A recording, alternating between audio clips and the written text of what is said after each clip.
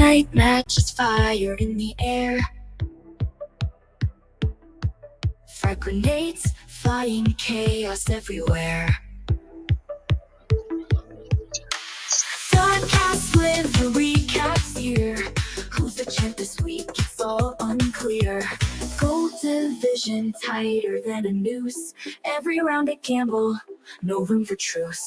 Dodcast, the spotlight shines fast. Cheese kills the kings, but the race won't last. Dodcast, legends in the broadcast. Knock out the goat, no one else can amass.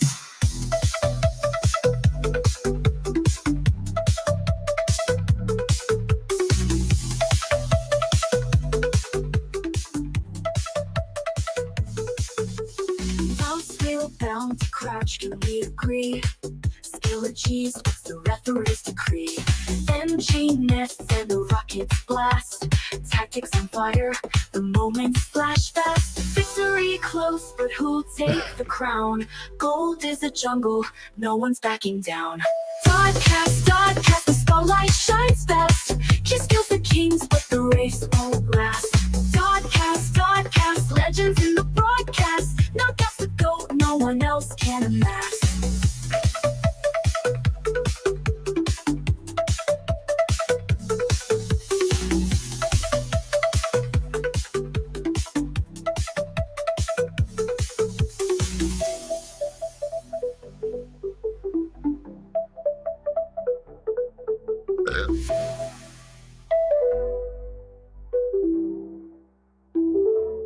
It's Corey, Jag, and Marco, and it's another episode of the Dodcast. Oh, yeah, here we go. It's Dodcast time. What fucking episode is it? I didn't check before this because I'm fucking stupid. I think it's it's obviously season 9. But it's episode 11, not 10. Season 9. Oh, what the fuck? Is that not going through? Plan X versus Revo. Son of a bitch. Season 9, episode 11. And before I forget to do this, we got a lot of things to talk about to start the day here. But I know, kind of annoying when all the casts I've done aren't up there. That was Clan X versus Revo. Clan X versus Revo. So let's just hit cancel upload. That's fine. Cancel upload and then versus Clan X no go.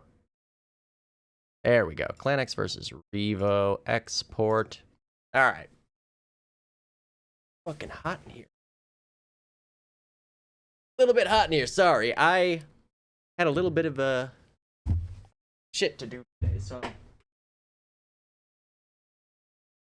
Well. All right, we got to recap the last week of the regular season. It's going to be a long one. Let me just put it that way right off the fucking jump here. Long one. Now, first of all, we want to talk about, if you haven't seen this yet, it is obviously very important. Where did I just see it posted? Was it in chat? Yes. So if you don't know, Nick Cadwallader, Havoc, and you haven't seen any of the news yet, you know, Nick got diagnosed with cancer. It's like, you know, in his spine and kidneys, and it's like all over the place. It's fucking terrible. And he has a GoFundMe set up. I know he was posted on Facebook, and now we've got a tier in the community. We know how this community is. Everybody is always very, very giving and, you know, trying to help anybody that they know at all. So it's good to see this posted in here, but, you know, obviously if you have the ability to do so, like, this would be massive, because, I mean, we all know how the American healthcare system is. So yeah, that is first of all. I'm sure, you know, everybody's in this Discord, so I'm sure people have seen it already, but, you know, I wanted to talk about this and just make sure that word gets out there. You know, this is Nick's gonna make his way through this. I've been kind of keeping up with how everything's going, and it's just crazy what he's having to go through right now. But The man's gonna frag cancer. You better believe it. I fucking do. So yeah, this I'm gonna post the link in the YouTube description too. But obviously, if you're watching this video, you're probably in this Discord. So it's in the chat channel right now. It was not that long ago that Paul posted it, yesterday at 1:38 p.m. I think it was posted somewhere else as well. So yeah, please, obviously, if you're in the position to do so, every little bit goes a long way when it comes to healthcare, man. It's just insane the way things work when it comes to being able to get adequate medical care. It's crazy.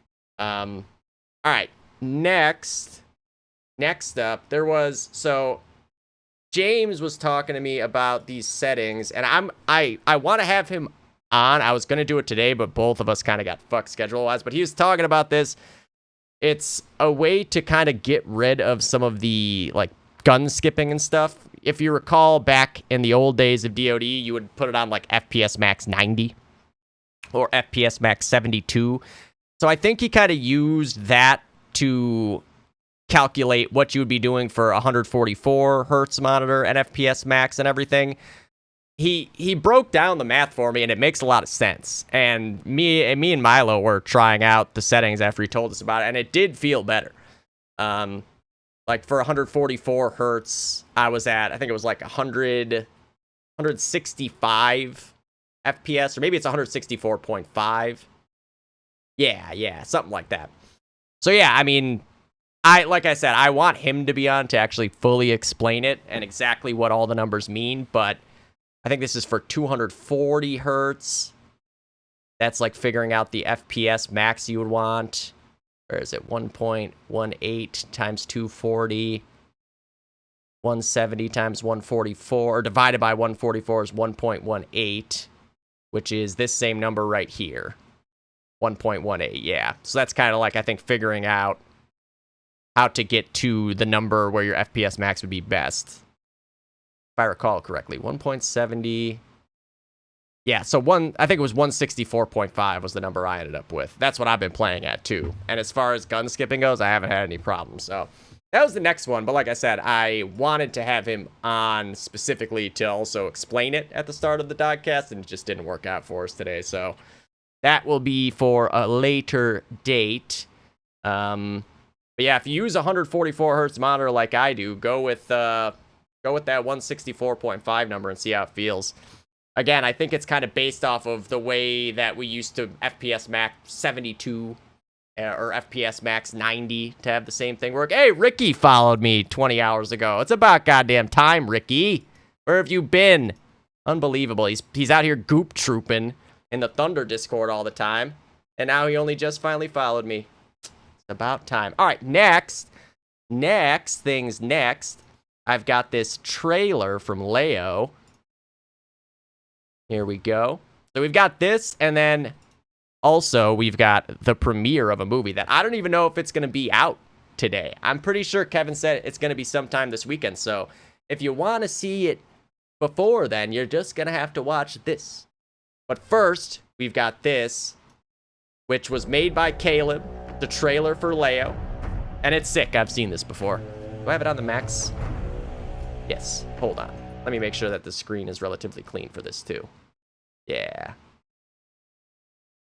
Put my stupid face over there.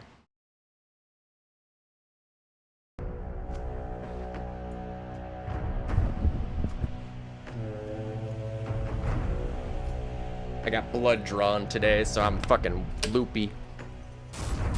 Ships on bigger of the waves of skimming, barren summits to the verdant place. Each horizon is a new beginning. Oh yeah, I remember when he got this clip too. Far from the fjords and the ice-cold currents, brave and soar over new frontiers. Songs and sagas of a big Everybody really likes that effect these days. Oh, I was casting this. I knew it. This is early days. Season 1.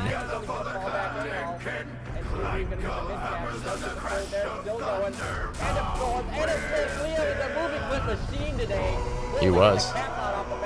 think they will. Echoes of eternity. Oh, oh, oh, Valhalla calling me. Oh, oh, oh, to pluck the strings of destiny. Oh, yeah. Valhalla calling Yeah. Yep. Oh, he gets a 2K there. That's a 4 kills. And a 6. Leo was going insane. And a 6. Leo was on There's fire Tony with that. Compton was in the background going, oh my God. Will he get a 7? He does. He's still going. And an 8. Leo's going insane. Yep. He sure as shit was going insane. So yeah, I'm guessing that there's a Leo movie coming at some point. I mean, that's obviously, like I said, it's from a while ago, but I'm pretty sure it was preempting inevitably a Leo movie. And he's obviously, that was like week 6 of season 1, so he's obviously got even more clips since then too, so I'm sure that will be fucking insane. And then we have a movie that I've certainly been looking forward to. Can I put it on 4K and it'll still work? I mean, my monitor is not 4K, so it might not make a difference. But we're going to start it there. It's the DICE Season 8 movie. This is last season, right? We're in Season 9? Yeah. So this is not including the LAN. This is not including Season 6, which was like the first season that we got the DICE tag back. And I don't think it's including this season. I'm assuming it's limited fully just to Season 8. I don't think there's a Season 6 movie. And the LAN movie's being made by Chris, which I'm also super excited to see. Kaboom. But yeah, this is like world premiere debut. Probably not going to be put out, like normally I'm debuting stuff like the Frag of the Week that's coming out right after. But in this case, I think it's going to be a minute, like at least tomorrow. So this is pretty exciting to be able to do it this way. I have not watched this at all yet either, because he sent me the link and then I was going to get my haircut, which, by the way, I mean, disappointing. This is not the haircut I planned on getting, and then this is just what ended up having to happen because the girl that cuts my hair was completely booked, and I had to go with the second string, and she was not confident in doing what I have been getting the last 6 months or whatever, and so we just went back to this because it's really easy. So yeah, unfortunate in that regard, but let's not make my people wait any longer. Let me get a fresh Zin. Can't go into a movie premiere without a fresh Zin, let me tell you. I'm going to turn it up. I don't know if this is going to be way too loud. It might be, but I'm going to start loud as fuck. Steve wants another one, but Element stands on mid. Oh my God, Element. 4 Nice. kills standing on mid. I'm excited to see Alex rocking the carbine. The only other guy who understands. Making it look easy on the Texas side. Oh, That shit. Johnny, what a play. You're kidding me. Don't even. He Don't wasn't. even, He wasn't Johnny. kidding me. That is the intro to the GoFundMe movie right there. Ah, ha, ha. Oh my God, did he just kill that guy? Stealth got 2 there. I think. Uh-oh. Oh my God. Okay, I might need to turn down the quality just a smidge. This should still look perfect, though. It's just my monitor isn't 4K. A lot of times it gets skippy like this. God, the crowd. No, I need to go Oh back to my- that. I need to go back. That guy. Stealth got 2 there. I think. Oh my God, the crowd shot no good through the wall. I remember that Getting shot. Going now. Grenade killing 3 Ooh. cars, and then Johnny just shoots his asshole off. Grenade kill there. Paul with the double kill. And the negative, and the full cap. 30 and 13 for Paul Kuhn on the bar this half. I'm being slick. Doesn't need their Oh coming. boy, oh boy. Yes. Oh my god, I'm sorry! I didn't know which way you were gonna go. I should have. Whoops. That's my bad. That's I great. got what I wanted out of it. That's great. That's a great blooper clip. It is. Nice. Good song.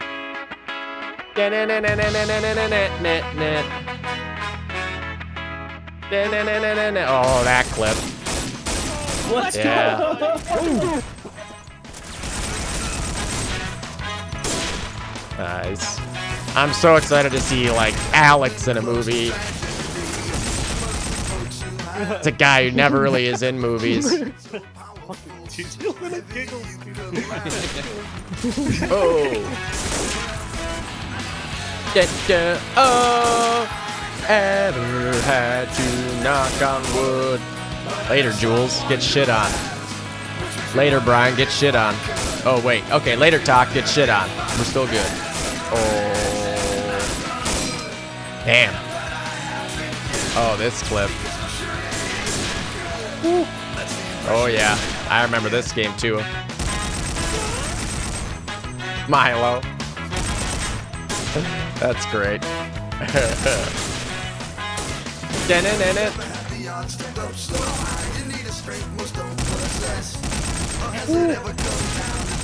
Ooh. Oh. Dun, dun, oh. Later, Sokka. Get fucked, bro. Ooh. Not today. Oh. Ever had to knock on wood. Yeah. Yep. The impression that I get. Oh, that's rough. Ooh. I'm not a coward, I've just never been tested. I'd like to think that if I wasn't, look at the tested and think there before the rewind. Might be a Later, Jared. Later, Brian. Later, John Gale. Wait. No. Not like this. Okay. Ooh. What a clip. They make me wonder if I ever had to knock on wood. Yet. Make me wonder it isn't good. The impression that I get. Woo! A nightmare, too.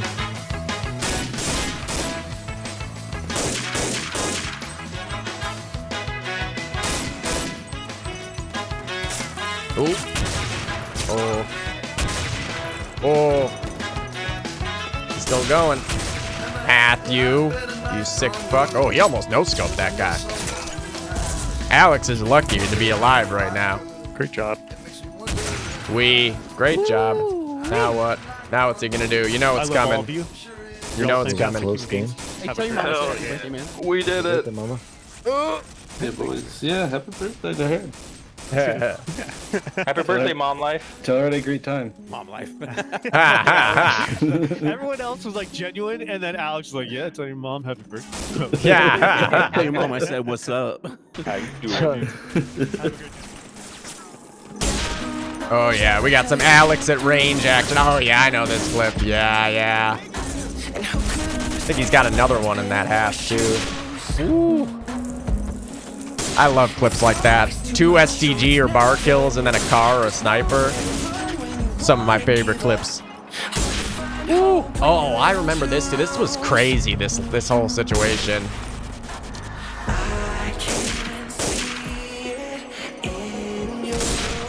Ooh. Poor Craig. Stealth and Element, the only two alive, but who else could you want? Uh-oh, Element's dead now. Stealth, the only one left alive now.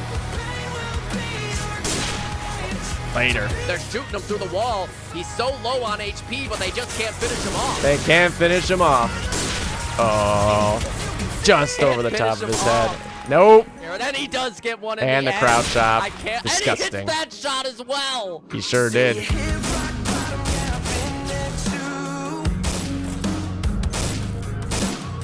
How many bullets does it take to hit a guy in this game anymore, man? I'm tilted format there. Ooh, later. Yeah, I think this is the clip I was thinking of, the other one. Yeah, definitely. Nuts. This is nuts. Hitting that shot on a scoped nightmare. What a gross clip. Fucking Alex, man, he's nuts. Oh, yeah.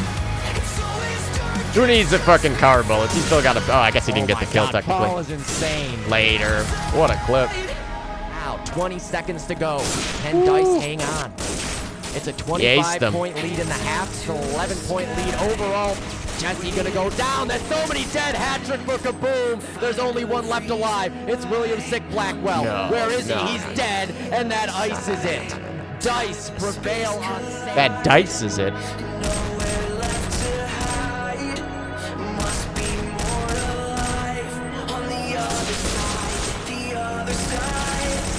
Ooh.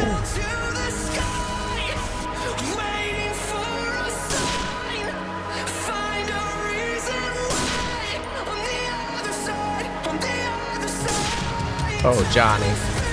Hitting him with the no-scope for good measure.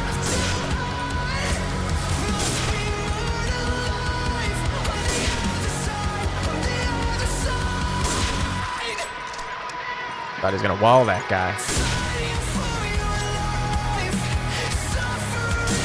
Woo, that's a fucked up shot. That clip.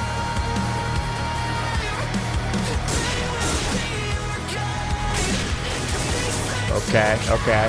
Thought he's gonna fly and get him. There we go.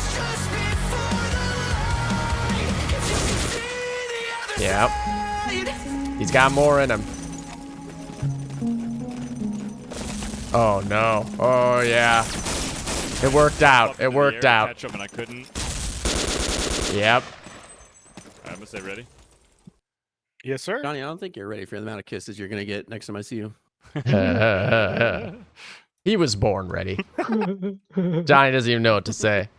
You're fighting someone long, Johnny, and you juked him a little bit, and you shot him, and you went. I couldn't stop laughing. Crack, upper crack. Oh. Later. Oh no. Oh no. Oh no.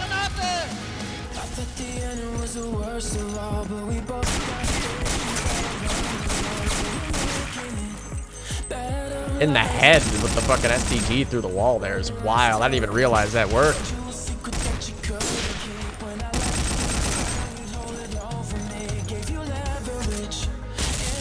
Oh my god. That nade actually scared me. Later. What a clip. Where are they? Where are they? No. Oh, there's one over here. What the fuck? Maybe? Yeah.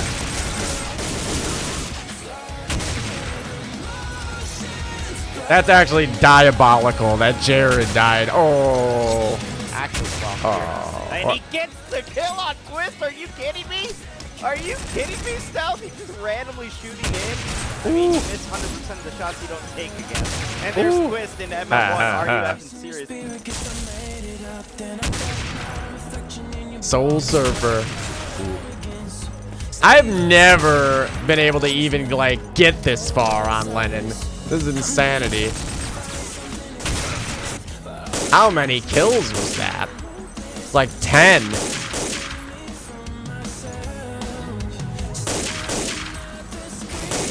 Oh yeah. Still going.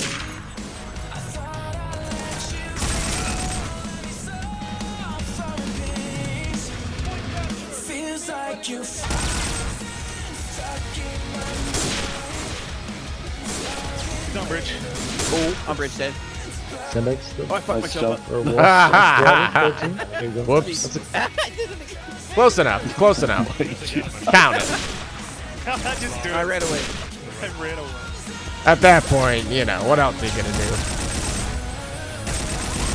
Oh. Tom was playing for over there. I don't remember that. I should. Oh, yeah. Nasty. He was on hotspot internet at this point. I forgot about that.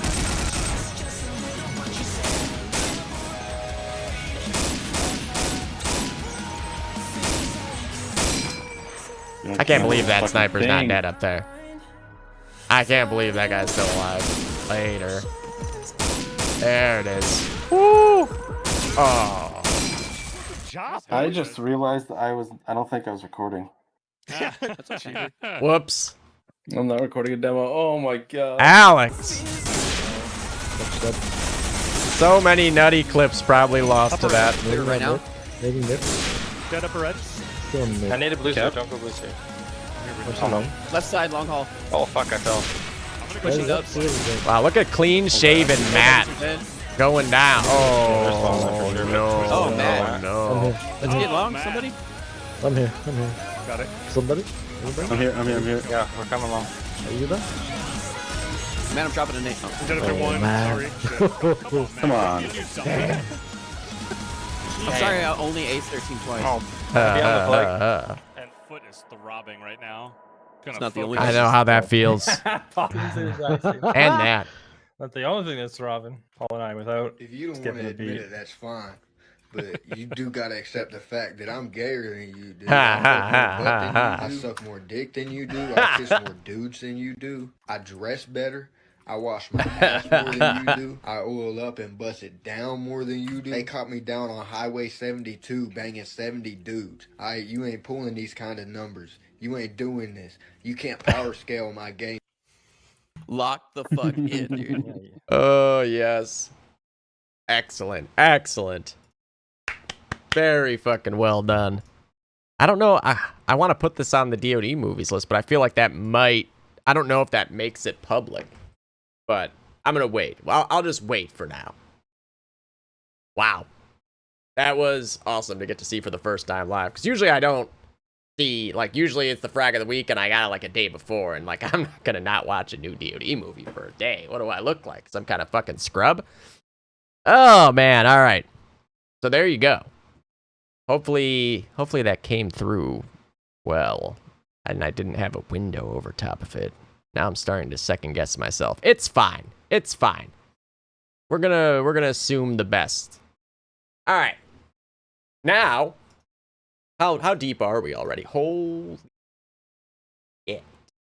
Let's start with recapping Manners, Minders, and Clan X, both FF victories for Manners, Minders, which knocked Clan X down to the 7th seed, which is just unfortunate for Soul, who has to play them in the first round. That's a really fucking tough matchup in round 1.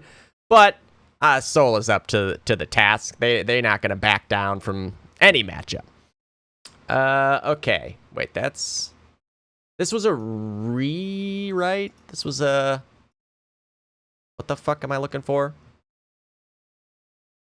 The fuck's the word I'm looking for? Reschedule... Makeup match. A makeup match. Did they just do this one, though? I'm already... That's 12 days ago, so no. But wait, this is where we're starting. Okay. So, Bronze plays for fun, 198 to 94 for the Weak Kids. The Weak Kids look really good in this map, I gotta say. I was impressed with the way that they looked in this game. So Allied side, first half plays for fun, 96 to 38. AZ was just great across this game, 30 and 17 on Axis there. Barinian Bill with 25, Zaps with 24, Sukos with 23, and then 4 plays for fun, 36 for Pijisku, just dropping bombs, 29 for Evans, 28 for Anna and Manga, and then 24 and 19 for Lucky, 24 and 20 for Coffee. Second half, they would have won by 56, 102 to 56. So both halves were pretty similarly close there. On the Weak Kids side, you had 34 and 19 for AZ, 64 and 36. Just a great game. Looking excellent on the sniper.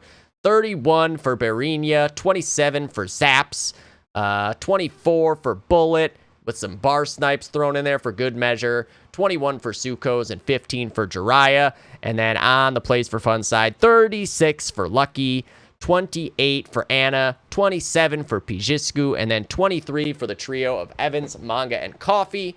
This is just a preview of the first round of playoffs. And I'm going to really burn through these matches as fast as I can because it's a lot more complicated doing these best of 3 predictions. And I don't want this episode to be 5 hours.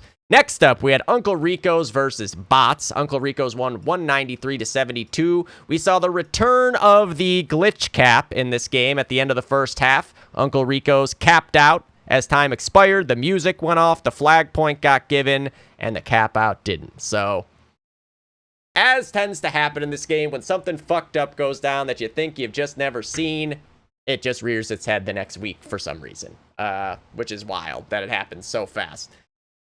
But regardless, it didn't end up mattering that much in the end. Everyone's playoff spot was completely locked down at this point. They still won the game. So not as crazy as the Manners Minders emo game that literally was the difference in the game, but still the fact that it even happened is wild. So 69-20 in the first half for Uncle Rico's, 29 for Bestia, 28 for Pocho and GZ, 25 for Serio, 20 for Proxy, 14 for Denda. I was mispronouncing it again. Duenda, actually, I believe it is. Duenda. And then on the Uncle Rico side, Kevin Purdy, of course, 35 and 27. The man's just a god. You love seeing it when things are going well for him. It's so fun to watch. 30 for E-Man, 26 for Head Like a Hole, 26 and 17 to be exact, 26 for G, 22 for Zamp, 19 for Craig. And then into the second half, they got, 124 to 52. Plus 31 on the kills there in favor of Uncle Rico's. 31 for Pocho, 30 for Bestia. That heavy team is really big strength for them. 29 and 11 for GZ. He's still going to get his. 15 for Proxy and Duenda, and 11 for Serio. And then for Uncle Rico's side, 32 for E-Man, 31 for G on the STG, 30 for Craig, 27 for Kevin, how fitting, 22 for Zamp, 20 and 14 for Head Like a Hole. Uncle Rico's with a big dub this week against a bots team that had just beat, Plays for Fun on Lennon. So a very, very nice win. Last on the bronze side, this was the battle for first place, and Best Buds prevails. They finish out the undefeated regular season, 257 to 58. So they came out. This game had a lot of crazy shit going on. You had Monty basically like almost ace multiple times. I mean, those clips he all had like fucking 8 kills in them, but multiple times he got like up to the last flag and got 5 grand kills with one clip. He had fucking 39, as did Piff, and then Hopper had 38. And that trio, basically after that point, what are you going to do when you got 3 guys with that many kills? It's just, the odds are there's no way to win at that point. 29 for Nando, 29 and 19 to be exact. 28 for Bobby, he also had a bunch of clips. 23 for Laura. And on the 9 to 5 side, Soya was going all in. He had 37 kills on the sniper there. 30 for Nacho, 27 for Caleb, 25 for Corey, 16 for Tony, and 11 for Cam. And then second half, so that's 169 to 26. That's 32 to 89, or 88. 88 to 32 in favor of Best Buds on this side. Once again, 38 kills for Hopper. He had 76. The MVP went to Monty. He also had 76, but did it in a crazier way. And plus, Best Buds told me that's who the MVP is. And if a team tells me who the MVP is, I'm never going to dispute that. 34 for Piff as well. 28 for Big Bird. 26 for Bobby. 23 for Laura. Again, about 190 kills there. And then on the 9 to 5 side, again, Soya, 39 kills. He also had 76. Nacho with 36. 26 for Rook. 25 for Corey. 24 for Caleb. And 18 for Tony. And yeah, 9 to 5 comes up just short in being able to break into that first seed at the end of the season. But they do still get a first round bye. Just really makes a difference in who you end up playing, what side of the bracket you're on. Best Buds going into playoffs hot. Moving on to Silva. Is there any... Okay, first of all, we have a makeup game. We have a lot of makeup games. Holy shit. Okay, so makeup game number 1, Soul versus Shift W on Thunder. This was a big one. Soul winning both games. That propelled them up to the 2 seed, which... they're rewarded by getting to face Clan X. They might have been better off in the 3 seed at this point, to be honest. But they win by exactly 40 points over Shift W on Thunder here. This was a really, really close game. You can see 55 to 35 in this half, plus 27 the kill. Actually, no, Pipes lagged out. So it was actually really close kills-wise. But for Shift W, 35 and 19 for Hooli. The man's insane. I'm not surprised. Raven right there at 25. 23 for Kev. 21 for both SQ and Shreddies. 17 for Raleigh. And then on the Soul side, 32 for Jared. Just a Crazy game for him on the heavy on Thunder. 24 for Jackson, 21 and 16 for Arachnid, 20 for the Bear. I think Pipes was like mid-20s before he lagged out, if I recall correctly. I think that's what I said. And then their allied side, that's 55, so that's 80 to 60-ish. That might be a 96. Unclear. But regardless, they won both halves here. Shift W, 25 for both SQ and Raleigh, 24 for Kev. There's no Hooli. He might have top fragged. I forget. I feel like he did on the Shift W side, but don't quote me on that. 23 for Shreddies, 17 for Ray. I was going to say, when I looked at it, I was like, I swear Hooli had 30 kills on Axis, but I actually could be wrong. But on the Soul side, 31 for both Jared and Craig. Jared definitely top frag. Jordan with 30 there on the Allied side. 28 and 16 for Arachnid. 22 for Pipes. 15 for Cam. And 50% of the work done for Soul to get them up to that 2 seed, which they succeeded on Saints. 255 to 80 over No-Go. Started off on the Axis side. 107 to 38, that looks like.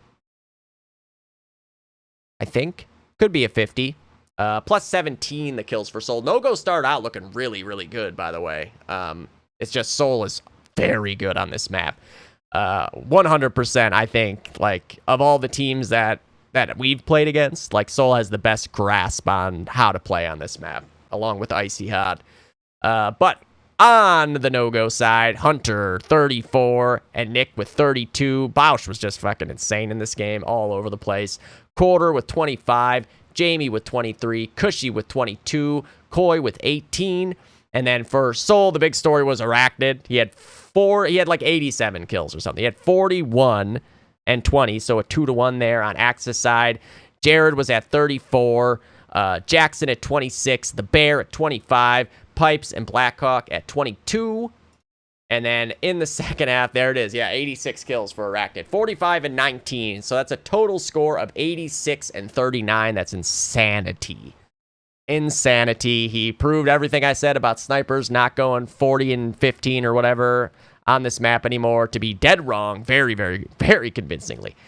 Pipes and Blackhawk with 28.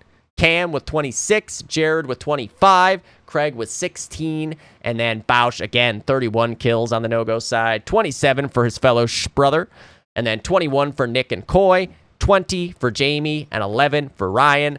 And yeah, big finish to the season for Soul. They had that loss to Emo Frag Squad was the last time they lost, which was Anjou week in a really fucky game. And then since then, they have just been ridiculous and looking outstanding heading into the playoffs. Next up, Revo and Shift W. This was a big one. This was also going to decide first place. There had to be a lot of things that had to happen. Shift W had to beat Revo to start. As soon as Revo won this game, they locked into first place. And they did. 296 to 79. They looked fucking just unstoppable in this game. And the thing was, look at the first half. 57 to 44. A 13-point win plus 7 in the kill total there. After the first half, it was like, this is going to come down to the wire. And then Revo just came out and were fucking unbelievable in the second half. But in this half, you had 31 for SQ, 28 for Kev, 27 for Hooli and Raleigh, 25 for Raven, 23 for Shreddies. Good, well-distributed frag totals there. On the Revo side, Kum with 36. He's just been so good this season. 35 and 16 for Eclipse is also nuts. 29 for Johnsky. 24 for Birdie. 24 for Birdie. 23 for Luciano. 21 for Saka.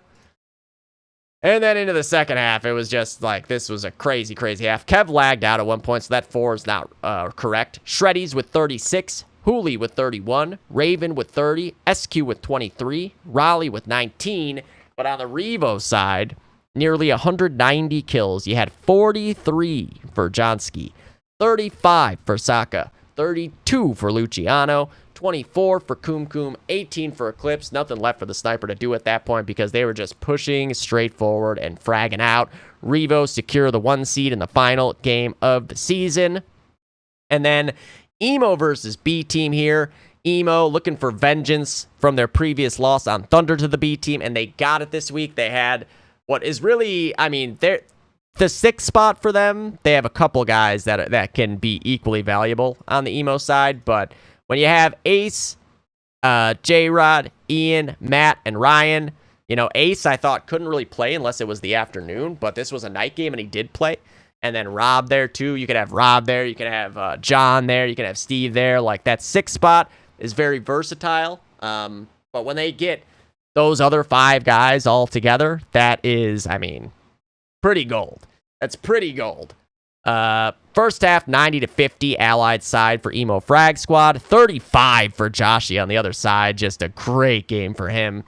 One, I think, the most underrated high-impact players of the season here. 24 for Brandon, 23 for Steve, 21 for Colby, 17 for ST Kevin, 13 for Ryan. And then on the emo side, you had 34 and 18 for Modgers, 33 and 20 for Ryan. He was rifling. 31 for Ace on the other bar, 25 for Ian, 23 for J-Rod, 22 for Rob. And then second half, they really pulled away here. Plus 27 were the kills. Twist almost aced again. He did it on Lennon last week. He almost aced. And then same thing here. He got 5 guys in, like 8 seconds. It's really tough. Like a straight up ace is so tough in DoD because there's spawn waves and stuff. Generally, it's like you can define an ace in so many different ways in this game, right? Like a straight up true fucking no dispute ace would be like you kill all 6 guys and nobody has respawned yet, right? But that's like all I don't even know how many of those there have been. A lot of them involve like quad nades and shit, triple nades. It's just, you have to get a little bit of luck going your way. So in Ryan's case, though, both times it's like on Lennon, he was in double windows, killed 2 guys 2 guys from the apartments team, and then lined him up on long, but only one of them died, which is very reminiscent of Ryan Emo's ace on the same map, which, again, I think is just so hard to pull off. And then in this one, Ryan got, one guy right on the Allied last flag, a guy pushing up out of water, a guy at slab, a guy in back alley, and then a guy underneath double windows. And the last guy was actually also pushed up back alley to their last flag. If only he had known. He probably could have just waited an extra second, and Modgers would have been around that corner to back alley, and he could have actually taken that fight. It was a crazy clip, though, regardless.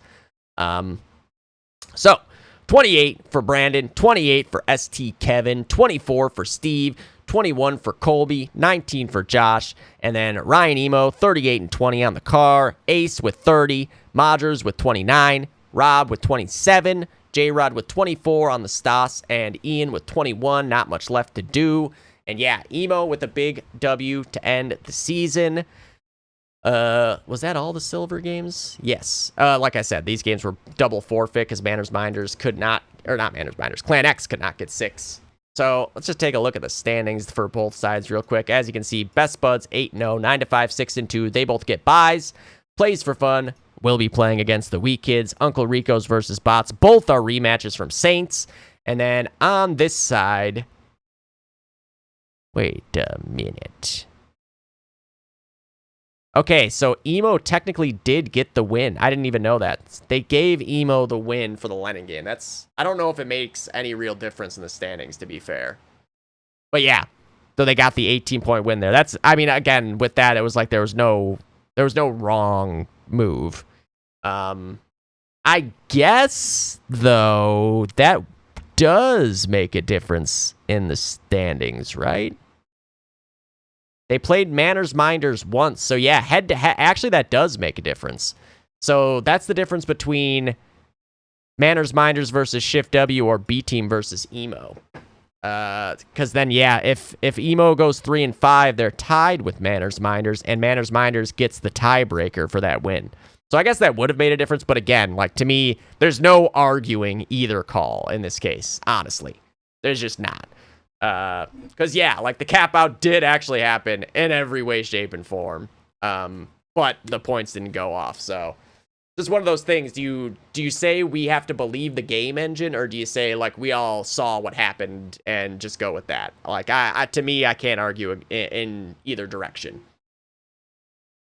Hopefully that kind of shit just won't happen too many more times.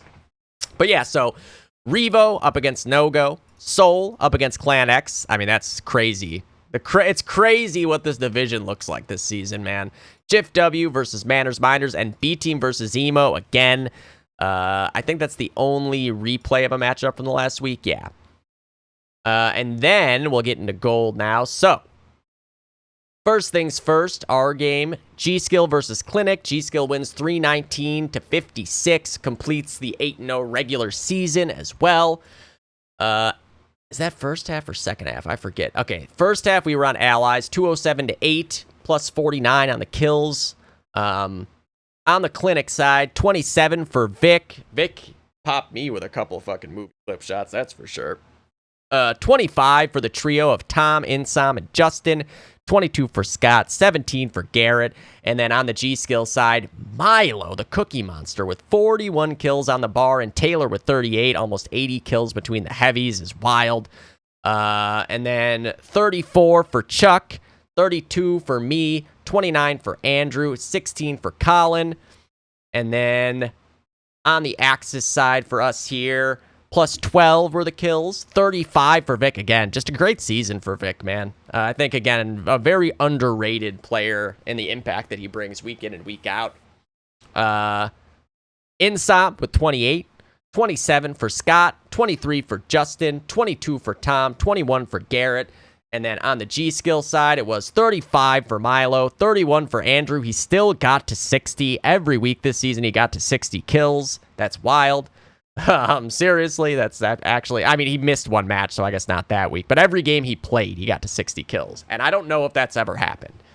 Because inevitably, there's some maps where it's just not as easy to get 60 kills. We've seen it plenty of times. But Andrew Dunn got there. It's actually insane to me to see that. I think people take for granted just how hard it is to get 30 kills every single half, basically.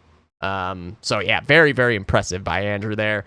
So yeah, Milo with 35, Andrew with 31, I had 27, both Taylor and Chuck had 26, Colin with 23, and yeah, like I said, G-Skill completing the perfect regular season, but the job's not done.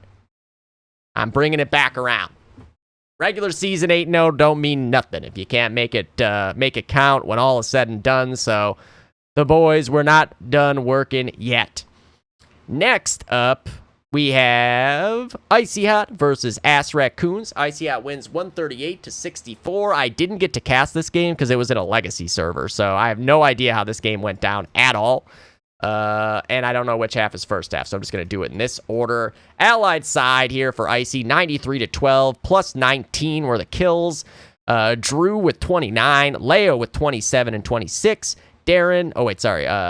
Cody at 25, James at 23, Darren at 20 and 18, Miles with 15, and then on the Icy side, Toxinator with 33, Jesse with 32, Mitch with 29, Sean with 27, William with 25, and then I think Ben lagged out, and there's no pause system on the legacy servers, obviously, so Casey ends up coming in and goes 12 and 8 there.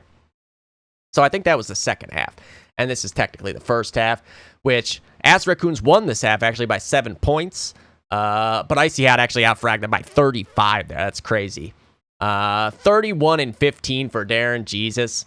24 for Leo, 23 for James, 20 for Drew, 17 for Cody and Miles. And then on the Icy side, Toxinator again, 33 kills there, so he top fragged. Sean at 31, William at 30, 26 for Mitch, 25 for Jesse, 22 for Ben. Icy out with a strong finish to the season, getting ready for the big show in the playoffs. And then lastly, we had a doubleheader here between Dice and Over. Armory was the second map, but we'll just do this one first because it's technically the earlier game in the season. So Allied side, 203-52 for Over here on Armory. SC was insane, of course. He had 42 kills with the bar. I think he broke 40 both halves, if I recall correctly. Caffrey had 32 as well. Devin with 28. Or no, sorry. Chi with 29. Devin with 28. No Name with 25. Nightmare had absolutely nothing to do in this game. Like, it's just, there's no one to kill. He had 18. I've been there, and I've played those games many times before. Sniping can be fun, but it's those games where it's like, what the fuck? You just, there's no one to kill, and then by the time someone's there to kill, it's just the worst situation.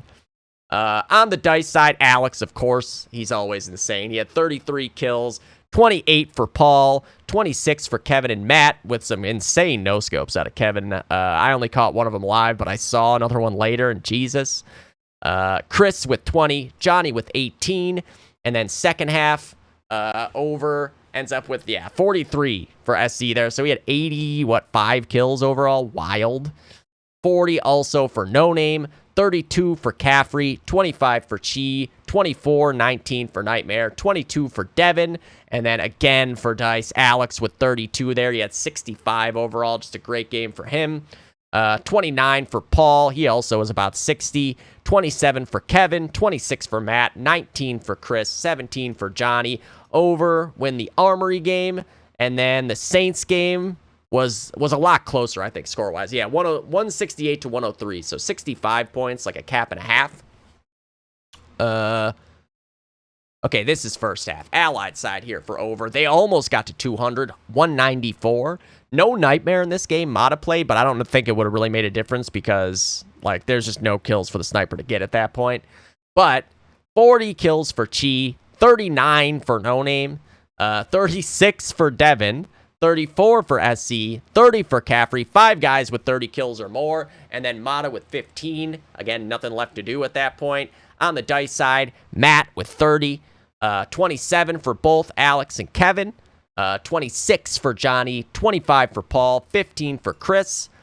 And then, so that was 151 to 14. And then you look at the second half, and man, they brought it so far back, dude. So that ends up being 17 to 89. 89 to 17. I mean, Dice came very close to bringing this thing all the way back, for real. So in this half, +1 was the kill total for over. 35 for SC again, just what a series for him there. 33 for No Name, same thing. 31 for Chi, same thing. 29 for both Caffrey and Devin. Almost they had 5 guys with 30 kills again. They came very close. For all intents and purposes, just they did. 29 and 27 for each of those guys. Might as well be 30.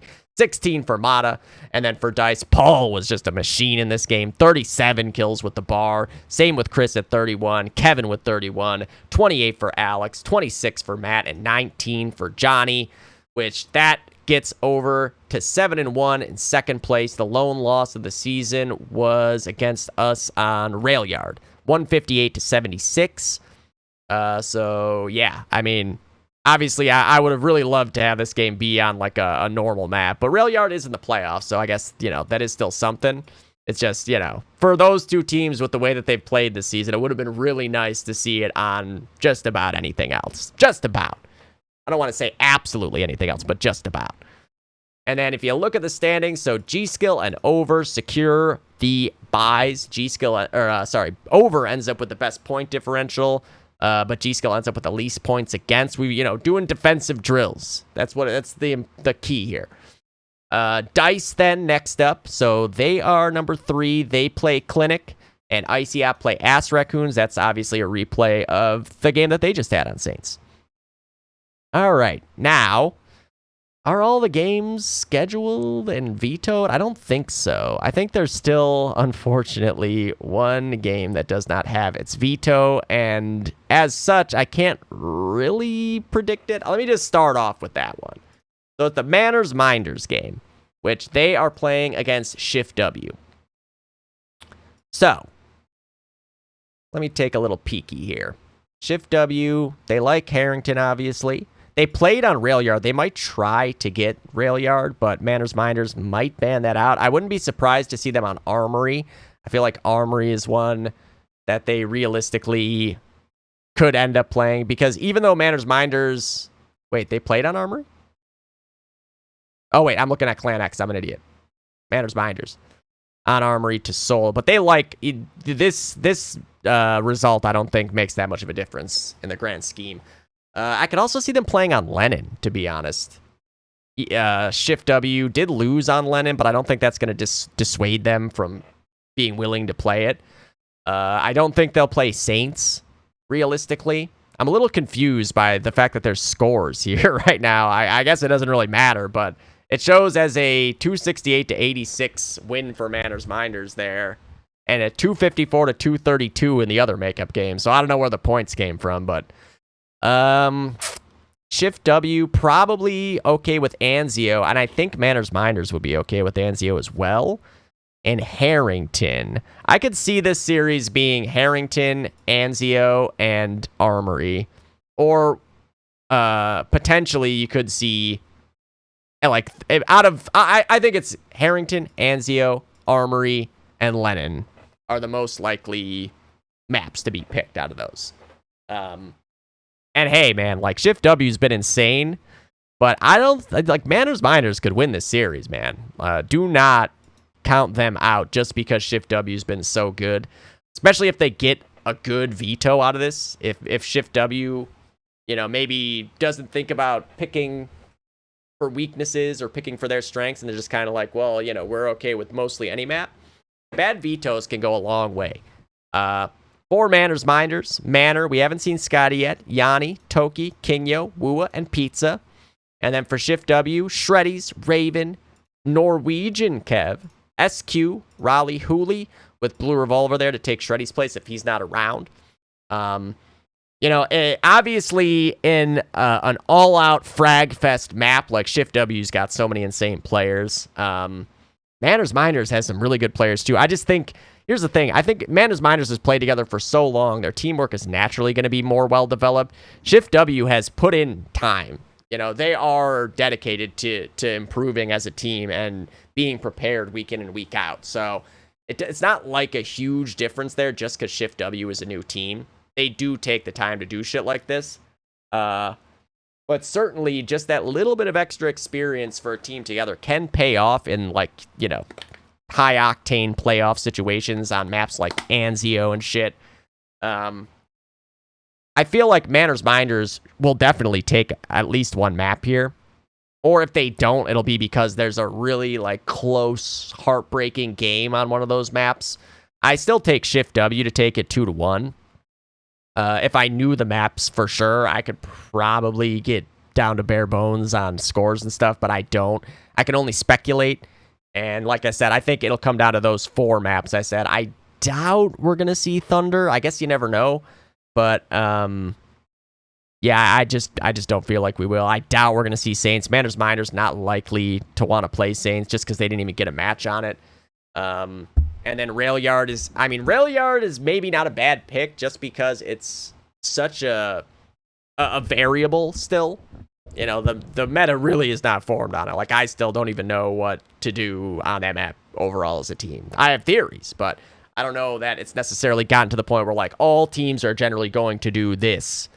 It's still very early in the life of that map, so that's always an option for teams that want to kind of throw a curveball.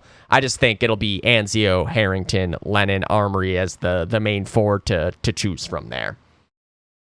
I just did that one first because, like I said, there's no veto already through that. Where's the fucking... Is it in the standings page? Yes. Sure as shootin' poopin' it is. Sure as shootin' poopin'. All right. So, starting things off, Uncle Rico's Time Machine up against the bots. We can see Uncle Rico's Time Machine bans Lennon, bots bans Anzio. Let me pull up the bronze schedule. So Anzio for bots, they played against Weekends. I still understand, they won that game, whatever, but and actually Uncle Rico's lost their game. But it's kind of like Saints to me in that regard, where you don't want to have to do that game over again, basically. We saw Uncle Rico's looked really, really good on Saints. They had their teamwork down pat. Those kinds of maps are going to play favorably for Uncle Rico's Time Machine. So I understand the ban there.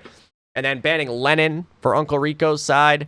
So they lost to Best Buds by 600. They probably just didn't have any fun. And bots beat plays for fun. So banning against the strengths of the other team, also a good idea. Why did I do that? I don't know.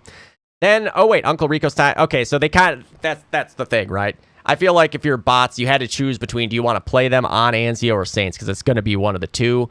they chose, we're going to try to play them on Saints. It was a close enough game that I don't think they feel like overmatched on it or anything.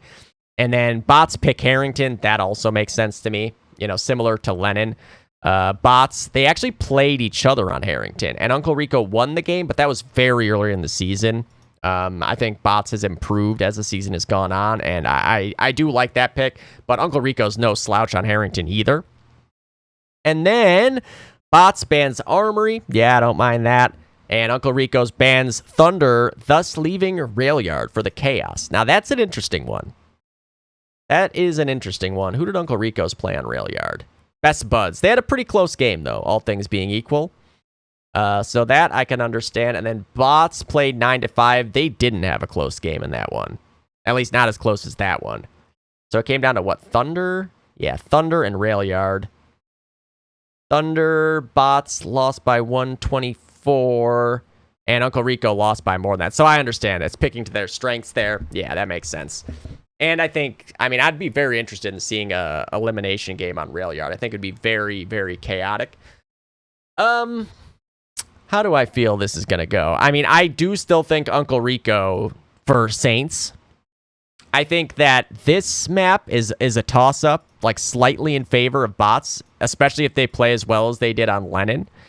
That could easily push this to a third map. I think I'm more inclined to say Uncle Rico's Time Machine ending up winning the series overall. But the thing is, like, Railyard as a third map can be seriously problematic. These teams are going to need to be prepared. Honestly, whichever team I think puts in the most thought into Railyard will be the one to win that one, because there's no intel to play with on this. You can't watch a bunch of old demos and find something on it, or you could come up with a meta-defining decision. There's a lot to learn on this map, and I think either team just taking the time to sit and talk about, watch the demo of the previous Railyard game they played, figure out where they could do better, where things went wrong, and I think that's going to be who ends up winning the game. I don't know who necessarily is more likely to do that. I think a 2-0, I think, would be Uncle Rico's side. Like, I feel like Uncle Rico looked so good on Saints against them. I don't feel super great about Bots being able to steal that map. You never know, though. They also have a lot to learn from, too, so there's a lot of potential improvement there. And then, like with it being Harrington for the second map, that's still a good map for Uncle Rico's Time Machine. So I feel like if it's a 2-0, it's probably Uncle Rico's. And then if it goes 3, it's anybody's guess on Railyard. There is so much unknown on that map. I'm gonna go... Uncle Rico's didn't like me picking against them last time, but they did win. I was correct, to be fair. And the thing is, it's kind of feeling the same thing to me right now, where it's like, on paper, you look at it and it's like Bots, but then something inside me is telling me that Uncle Rico ends up winning this series. I don't know. Again, I don't know why. Just looking at the maps, I guess, it kind of like I can see more paths to victory for Uncle Rico's, where for Bots, they're going to need, first of all, a big performance out of their heavy team, Bestia and Pocho, right off the bat. And then they're going to need, their sniping will be fine. I think both snipers here are going to play well. The rifle side of things, they're going to need some kind of a big performance like they got on Lennon, because that was really the game changer for them. Their heavy team's going to be good. You're going to get good stuff out of the sniper and third, but when you get that added level of frag power coming out of your rifles for Bots, that is very tough to beat. And if those guys come correct this week and are ready to drop bombs again like they did on Lennon, that's where things turn in favor of the Bots. To be honest with you, that's what they need more than anything. If you can get a nice, it doesn't have to be like a hard carry performance out of Agucho and Duenda, Proxy, whichever two end up on the cars, but you can get them around like 30 kills, 35 kills a half, again, similar to the Lennon game, then things start getting tough on the Uncle Rico side, especially with a Harrington in there. Like, that, so much frag power comes into play on Harrington. Obviously, everyone's getting fucking a million kills. Both teams are going to have 200 kills or whatever. But that, I think, is the X factor for the Bots in this series, is can they get similar levels of performance out of the rifle team that they got on Lennon?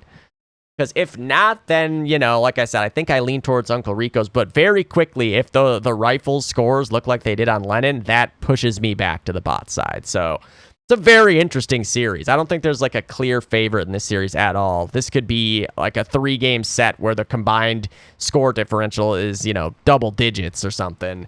And I would not be surprised at all. Next up, where is it? There it is. So, you've got the Weak Kids versus Plays for Fun, which is, again, a rematch of Saints, and they got Saints in here as well.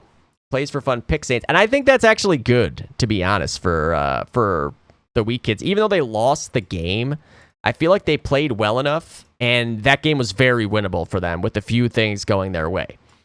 So I don't mind that pick at all for the Weak Kids. Obviously, they lost by 104. It's like 2.5 caps, but I think it was very much closer than that even shows. So it's a rail yard ban. I completely get it. And then Anzio ban. I completely get it. It goes Saints and Thunder. So the Weak Kids picking Thunder, I also understand in this case, right? Like you feel like the underdog. You throw Thunder in there for a wrinkle. If you could get mid early and get set up, maybe you could rack up the ticks or pull off a ninja cap and be the difference maker. That makes total sense. And then banning Lennon also does make sense to me. Plays for Fun lost to Bots, but Bots had just such a good performance from all 6 players. It's tough to say we just need to vacate or just need to replicate that. So I completely understand that.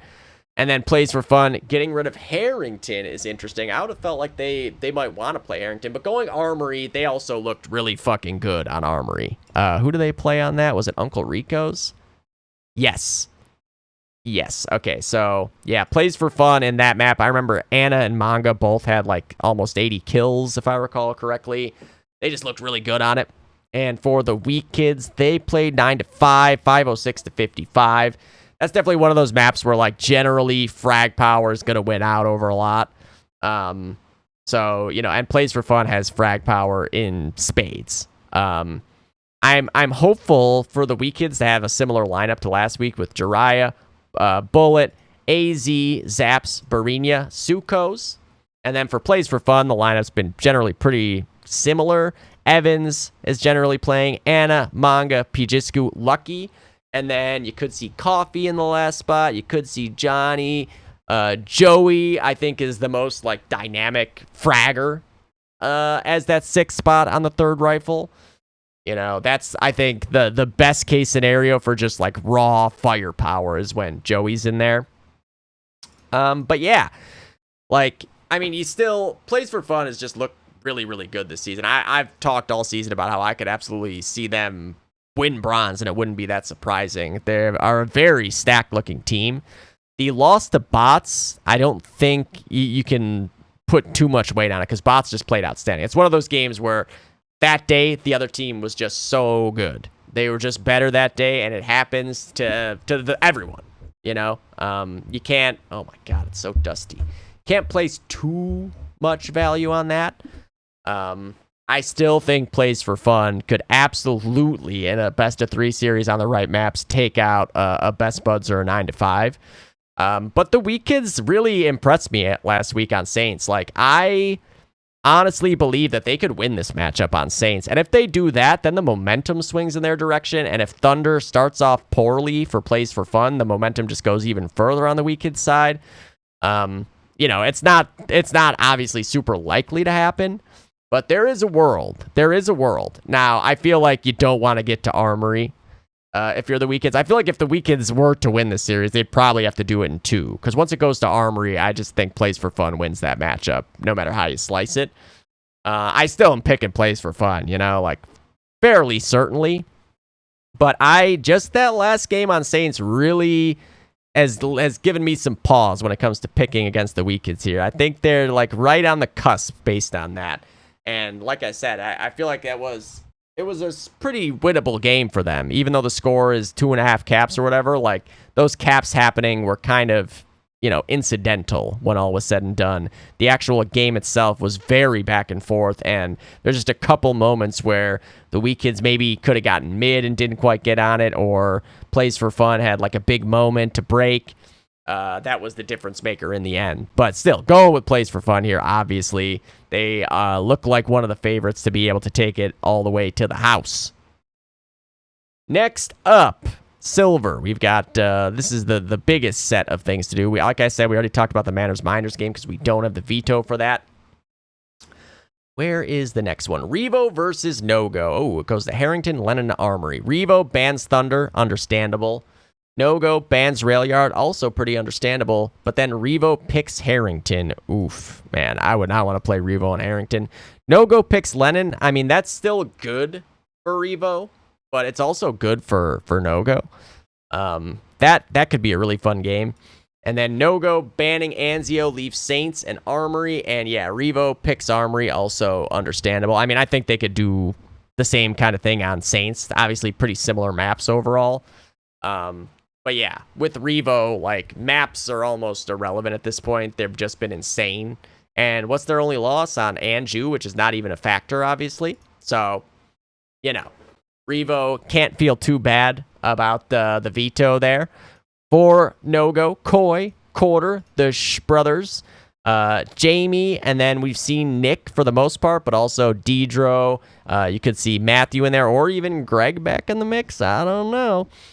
And on the Revo side, it's been Kum and Johnsky heavying, Birdie on a third, Luciano and Saka on the main rifles, Eclipse on the sniper, with a side of Jizz and Nick Patton. Nick played on the third, Jizz played on the car, each for one game. The team does not suffer at all if somebody's missing because they have two ridiculous players on the backup spots here. You can't even hope they're going to have to use a backup because it doesn't get any fucking easier there. So... what was it? Harrington, Lennon Armory. Harrington, Lennon Armory. Where? Oh, there they are. Okay, so Harrington, they actually played on Harrington, so that probably makes sense why they would, even more want that. 660 to 136. And then Lennon, they beat Shift W. No-Go played Soul on Lennon. That was 641 to 166. We've seen No-Go win a lot of playoff games on Lennon, too, though. And then Armory, Revo beat Emo by 240. And No-Go played B-Team, and it was 75 points. No, 85 points. 85 points. I mean, hey, obviously it's a fucking steep hill to climb for No-Go here, right? There's no sugarcoating it. There's no way this veto could have worked out or it'd be like, oh, that's really good. Revo is just absolutely fucking insane. They're beatable, though. They are beatable.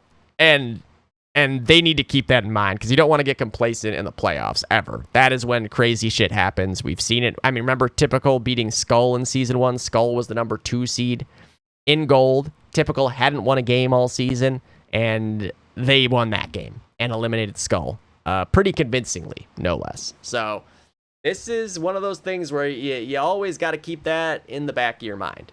But... I mean, obviously, I can't imagine myself picking against Revo in any matchup. They look like a well-oiled machine.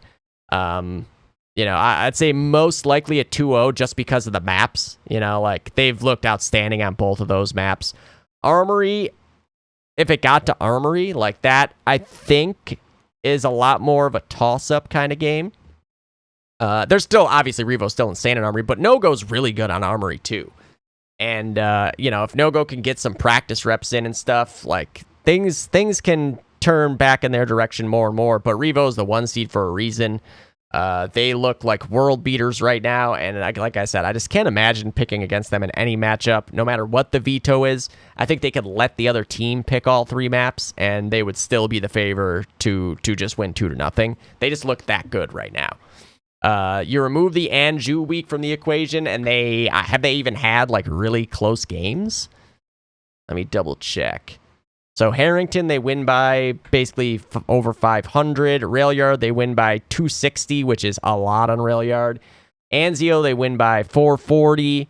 Then there's the loss. That was like a cap-out loss there on Anju to B-Team. That's their lone loss.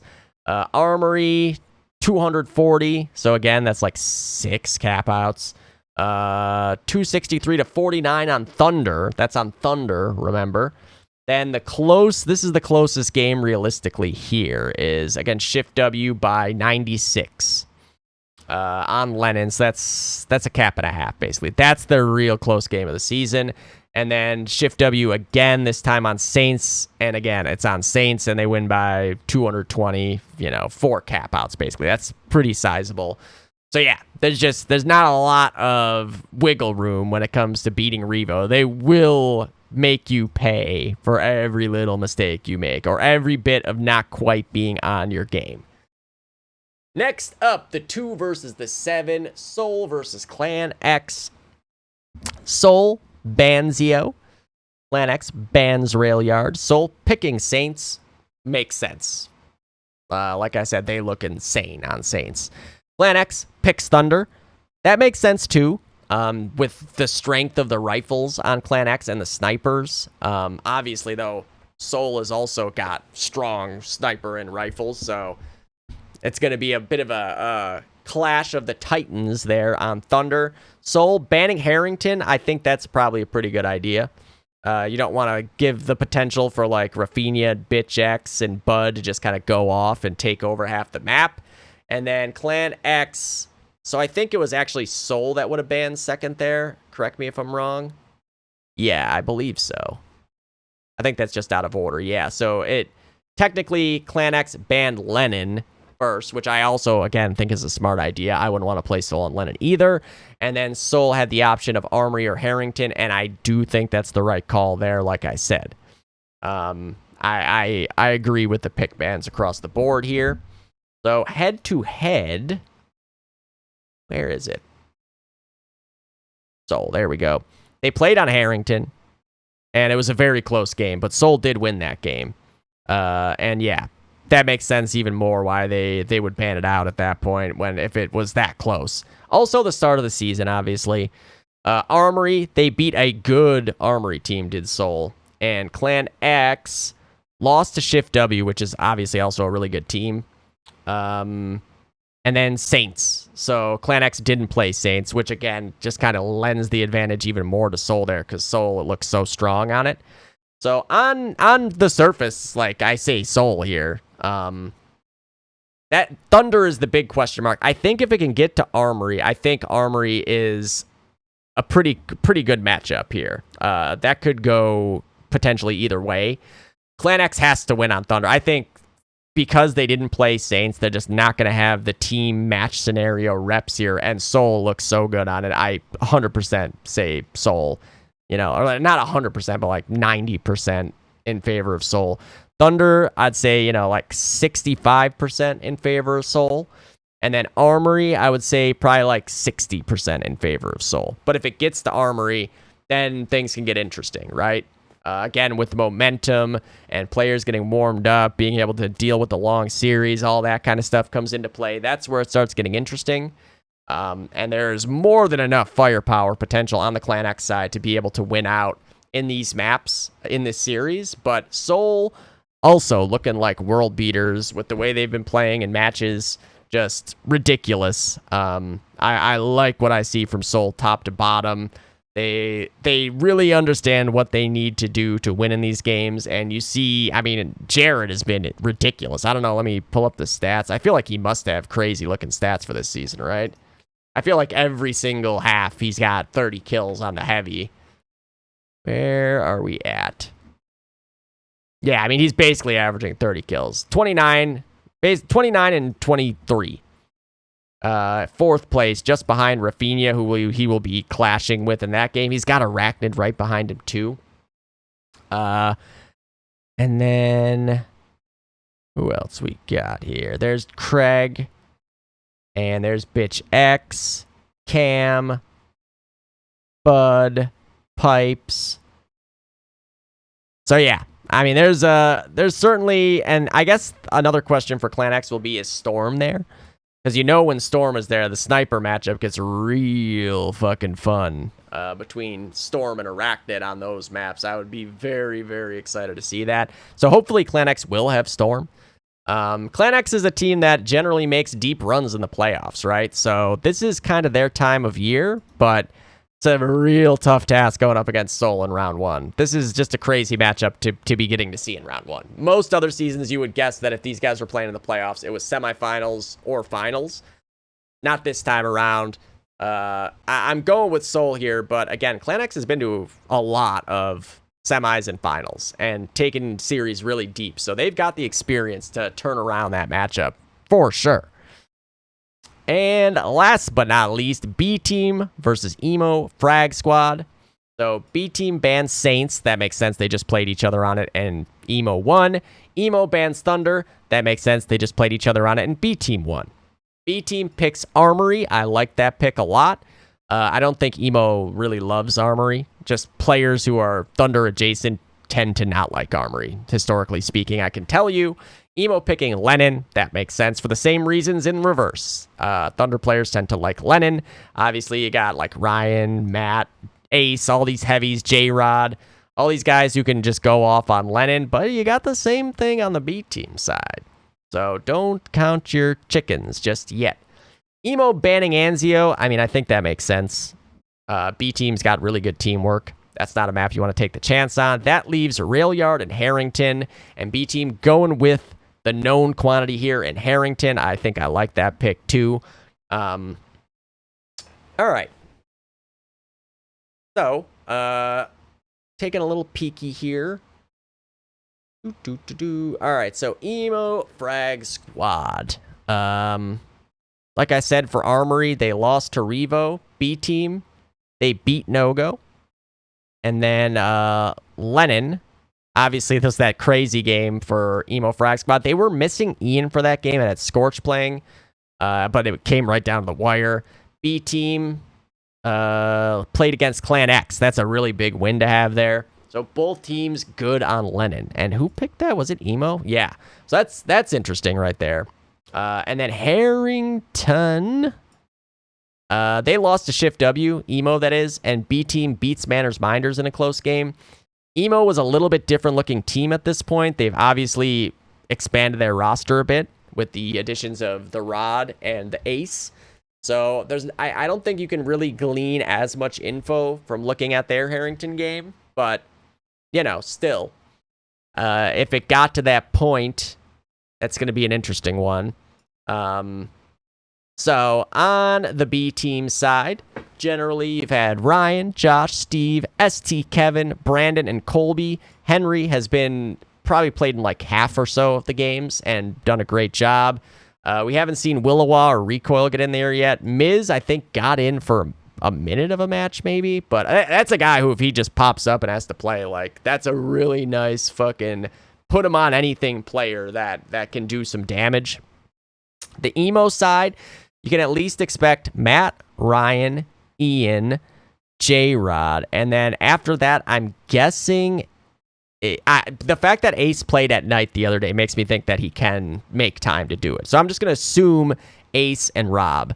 And then if someone is missing, John, Sapphire, Steve, and it lasts like absolutely no one else can make it, then Grant, they could maybe get to show up. But I don't know. I don't know how surefire that is a thing and that Grant can actually make it. So yeah, this is gonna be, I think, a really fucking good series. I fully expect this series to go 3. And I could actually see a weird world where like B Team lose their map pick and Emo lose their map pick. I don't know why. I just feel like I could see that happening. Like Emo comes out and wins on Armory, and then it's like, oh shit, now we're gonna go play our map pick. That's great. We're gonna win 2-0. And then B Team comes storming, you know, like all their fraggers go off. Steve goes fucking 42-7 on long because he loves Lennon. And then it goes to Harrington. I do feel like no matter what, we're going to get 3 maps out of this. Man, Harrington is the question, though. Ian versus Steve. I'm assuming, again, that Ace is playing and that they'll probably have him heavy, which means Orion and J-Rod. The thing is, I mean, here's the thing. On Saints, they had Rob on the car and J-Rod on the Stas. And I understand putting J-Rod on the Stas because he Stas for Thunder, but it's a very different scenario. You know, what J-Rod brings to the table on Thunder as a Stas is like it's in a system, you know, like J-Rod does what he does on the Stas and it works in the team of Thunder. You have J-Rod on any other team, you should really put him on a car. I'm sorry to Rob, but he hasn't really played that much this season, and we saw what J-Rod did when he was carring on Lennon. This guy is a fucking machine when he gets the car. And if I was the GM of Emo Frag Squad, I would say, I'm sorry, Rob, but you're going to be Stassen in the playoffs. Give J-Rod the car for the love of God. Unless he is asking to Stas. In which case, whatever. But in my opinion, J-Rod is too fucking good to not have carring. He got it for a couple games and just dropping bombs left and right. Just give J-Rod the car. Keep things simple for Rob, you know? Like, he's still getting back into the swing of things, really. He had some time, and then he had a break. He hasn't gotten to scrim all that much, so it's not like he's getting a bunch of hours to get things locked down. To me, that feels like the move to make. But yeah, I don't know if that's the move they will make. Head-to-head wise on a Harrington, because again, like, I'm just assuming that it's going to go 1-1, and I'm saying my long shot prediction is that they'll actually trade each other's map picks. I just have a feeling about that. I don't know why. Just feels like one of those series. But on a Harrington, you know, the sniper battle in middle is obviously important. Being able to use mid-house to your advantage on both halves, very important. You know, there's a reason I love mid-house, and that a lot of mid players love mid-house. It's fun to try to push upper connector into that 10-man crossfire with 4 nades thrown into the mix. Or push out double doors and try to find a timing behind guys, but a lot of the time you just die. You know, mid-house needs to be your home for the most part. And on allies, you can really shred off the 5 guys that are going to be, or 6 guys that are going to be going mountain as soon as you lose control of mid. So very important to remember for both snipers. You know, Ace and Matt versus Ryan and Kevin is obviously going to be very important on Mountain, because if Mountain's getting butt fucked on either half, like, generally that spills over into the whole rest of the map. And then there's heavies behind enemy lines and shit. Like, you know, we've seen both Kevin and Ryan go nuts in Harrington playoff games. They will be ready for this matchup. And then rifles-wise, you know, like Brandon and Josh and Colby or Henry up against potentially Ryan and J-Rod on the cars if I was the Emo Frag Squad, and Rob or John if Rob's not there. I feel like Rob's supposed to go on vacation again. So, I don't know. I may be misremembering, but I swear that he was going on vacation, coming back for a week or two, and then going on vacation again. So, it's possible he's not even there. And I don't know.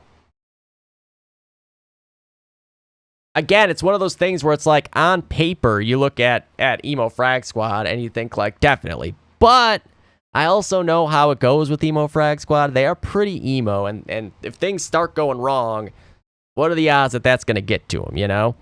My gut is telling me to pick B team here. I think it's very 50-50 either way, to be honest with you. I think this might actually be the craziest series of the weekend. I have high expectations for this series to go 3 games. I'm going to flip it. The Zin side is going to be Emo Frag Squad. The Tails side, the Butt side is going to be B team. Fell to the floor. Oh, it is the Butt side. It's B team. So my gut was backed up by my nicotine. So I'm saying B team 2-1 here. I actually think if it's a sweep, I would think it's more likely that Emo Frag Squad just got like a bunch of momentum.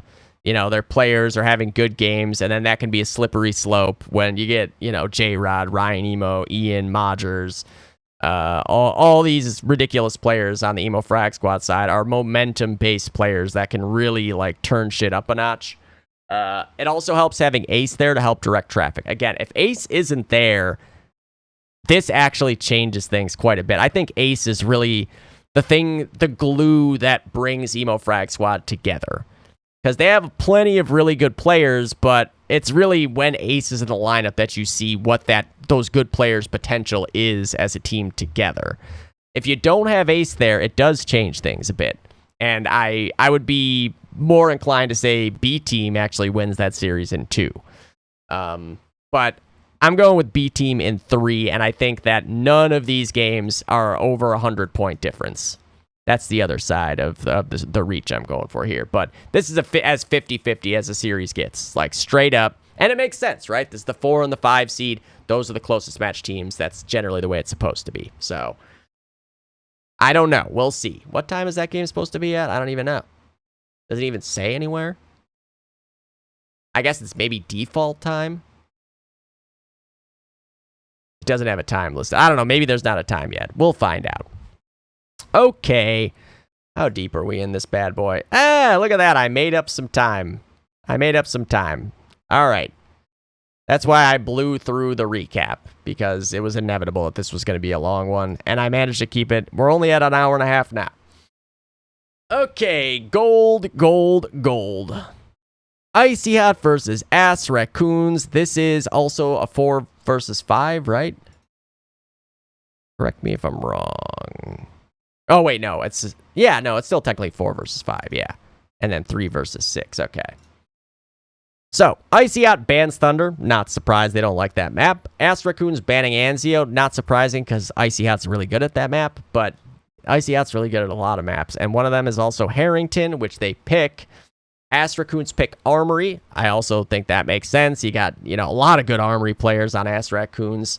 And then Ass Raccoons ban Lennon, which, again, makes sense. What was the Icy Hot game on Lennon? Over?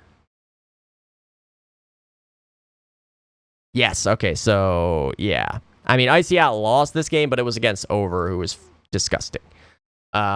And then it came down to Railyard and Saints, and I'm also not surprised by this. Icy Hot has really liked Saints, this version of it, and they look really good on it.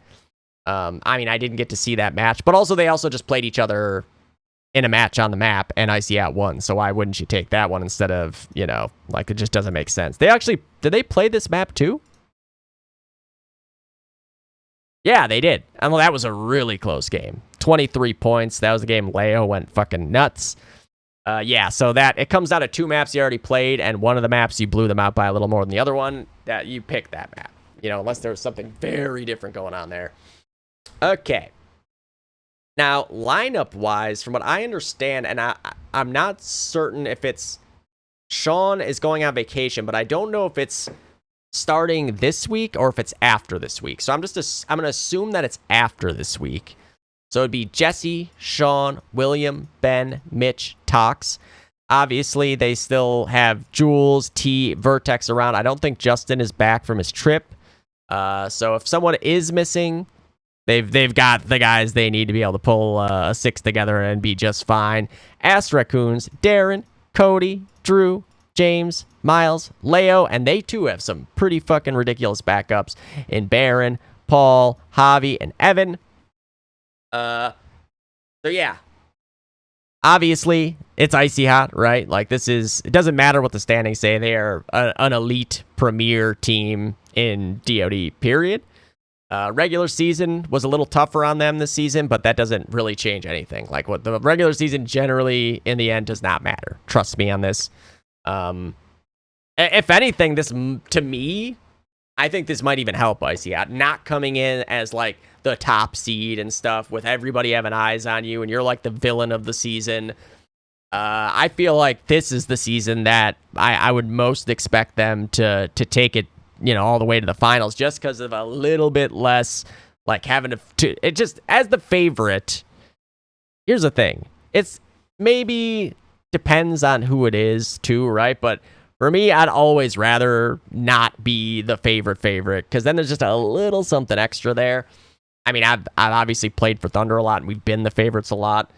But, like, you go to, like, the 3H season, it was nice not being the team that everybody was looking at. And it was Icy Hot that everybody, Icy Hot went undefeated in the regular season and everything. All the pressure was really on them. For 3H and for DICE that season, it was kind of like, if we can pull this off, that's great. But if not, like, nobody really expected Icy Hot to lose. In this case, I feel pretty good about Icy Hot and trying to make a push here. To me, the regular season is just warm up for the playoffs when all is said and done anyways, and just kind of dictates who you're going to play in the first round. But you're going to have to beat the best teams anyways if you want to go to the championship and win the championship. So, to me, I put literally no stock in what happened in the regular season, to be honest. Icy Hot, in my opinion, is just as good as a 1 seed and a 2 seed. Them being the 4 seed is pretty irrelevant here. It just sucks for Ass Raccoons that they have to play them in round 1. Harrington, I definitely favor Icy Hot. Ass Raccoons, I mean, hey, all the teams in gold are fucking nuts and have insane players, but Icy Hot is especially really good at this map. This is kind of one of their signature maps. I mean, hey, Armory is too, right? Ass Raccoons, though, they have a lot of players that call Armory, home. It's the signature map for a lot of the guys on Ass Raccoons, which is why I think they have a shot here. They're definitely going to need to be very on their shit, though, because Icy Hot doesn't often come out flat. Like their players are always usually sharp. And that is just going to make things tougher just from a baseline. But, I mean, I see a world where Ass Raccoons can win on Armory. Going to Saints, then I would pick Icy Hot. I think I pick Icy Hot either way here, whether it's in 2 games or 3. I feel like there is the most likely map for Ass Raccoons to be able to take is Armory. Because, like, Drew, Cody, Miles, Darren, James is also good on Armory too. Leo hasn't gotten that many Armory reps, but I mean, I'm pretty sure he did more than enough this season when he played Armory, if I recall correctly. How far back do I have to go for that shit? What's this? That's Thunder, which was the week after. There we go. So yeah, they beat Clinic. Yeah, James, this is a really good map for him. I know he doesn't love it, but he plays well on it. And you can see just a nice even frag distribution there. And then Cody, 43 kills there with the bar, 32 for Drew, 31 for Leo, 36 and 22 for Darren, 29 for James, 25 for Miles against a tough Clinic team.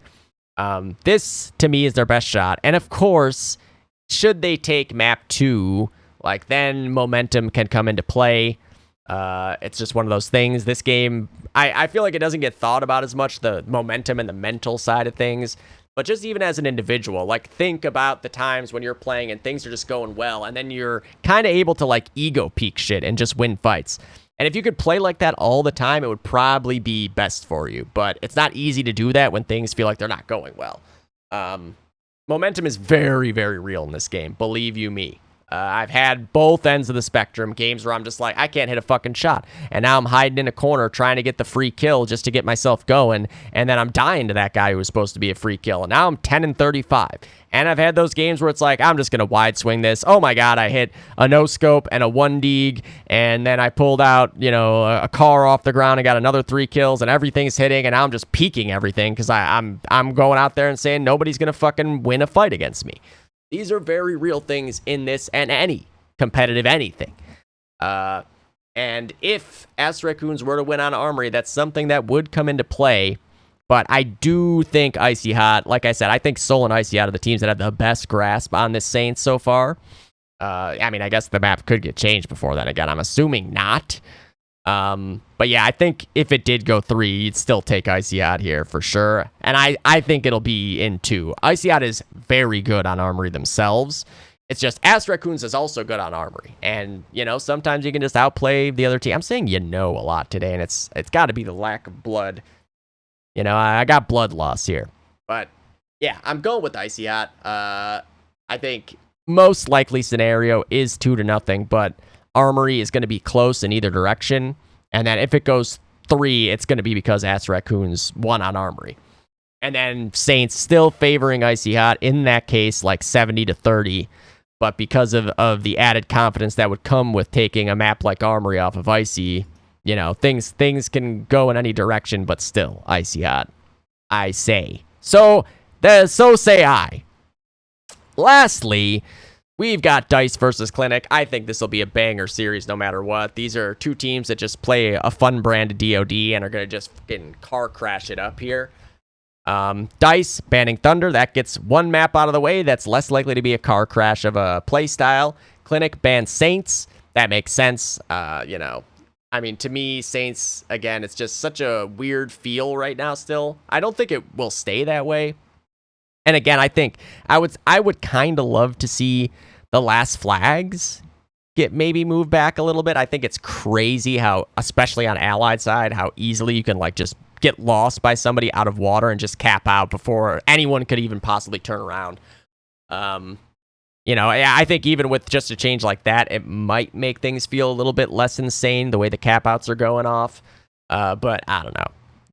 I understand Clinic banning Saints. I don't think they liked Saints even before. Dice picking Armory makes sense. As I just said, Clinic lost to Ass Raccoons on Armory. Dice also lost on Armory to Over, but that was just a crazy Over game. I don't think you can put too much stock in that. Dice has historically been a great Armory team. They won the game, the semis versus Icy out at the LAN, with the third map being Armory. They played very close game with G-Skill at the LAN on Armory. Obviously, you've got Kevin on Armory, which is a big one. You've got Alex, who goes Bridge and Armory and somehow gets 70 kills a game, which I don't understand how anyone can do that. The Bridge is just so fucking random. Matt over on the heavy route with Paul and Chris. Paul has always been lights out on this map. Matt has always been lights out on this map. It's just they've got so much firepower that just play well on Armory. We've seen Clinic also go nuts on that map too. That's the thing with Clinic, right? They have 6 guys that are nuts at the game, and if they are having a good game at the same time, it almost doesn't matter who they're against and what map it's on, because they all have this ceiling that is so high that if like 4 of them can get there in the same game, it just cannot matter what map it's on. Clinic picks Harrington. Poor Sam. Oh, poor Sam. The pain. I don't mind that pick for Clinic. Like I just was talking about how skilled they are.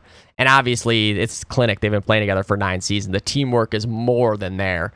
But yeah, like I said, butting heads. Take your chances in an all-out aggression fest. I like that for Clinic. Go in there confident. Then they ban Railyard. Dice is left with Anzio or Lennon. And poor Sam. Sam's got to be looking at that and just be like, you fucking kidding me right now? Not only is Harrington picked by his team, but then Dice has the choice between Anzio and Lennon, and Dice is really good on Anzio too. Like, it would have made total sense for them to pick Anzio, but it's a strength for your enemy. You can't leave that in there and have it be the decider. Lennon is still going to be a good map for Clinic. When they have like Debo and PB, we've seen Scott and Insam both go nuts on that map too. Vic has been lights out on it. It's very still doable for Clinic here. It's just Dice is such a well-oiled machine at this point, It's another one that's hard for me to pick against them in the majority of matchups. On Armory, so lineup-wise, first off, for Dice, you know what you're going to get. Kevin, Matt, Paul, Alex, Johnny, and Chris. They got great backups available should anything be necessary. And then on Clinic, it's a little less certain always, but Vic is usually definitely there. Tom is usually there. Sam wasn't there last week, and I'm not sure if he's just like fucking done with DOD with all the server problems and stuff at this point, or if he was just missing. I'm going to assume that he will be there, because usually it's like Tom, Sam, Vic, and usually Scott, all definitely there. Justin's played every game, Debo. And then if people are missing, you got just excellent guys to put in there, and Garrett, Walter, whoever Clinic has in there, it's going to be a really, really strong 6. We looked at basically those maps already, but yeah, Ass Raccoons on Armory was a loss for Clinic. Harrington versus Icyat, a win for Clinic, which, again, I just talked about how good Icyat is on Harrington. They were missing, was it Sean or William? They were missing somebody, so it wasn't quite their 6, but it's still, you can't take anything away from that win at all. And then for Dice, they played against G-Skill on Harrington. They were also mixing classes at that point, and G-Skill is a really fucking strong Harrington team themselves. Armory, like I said, that over game, you can't even really put much stock into. I don't know if any 6 players played against Over in that game with the way Over was playing. I don't even know if it's possible to have won. It's just wild. And then, did they play each other? Oh, wait, this is Ass Raccoons. I was like, wait a second. I was looking at the wrong teams. And then Lennon.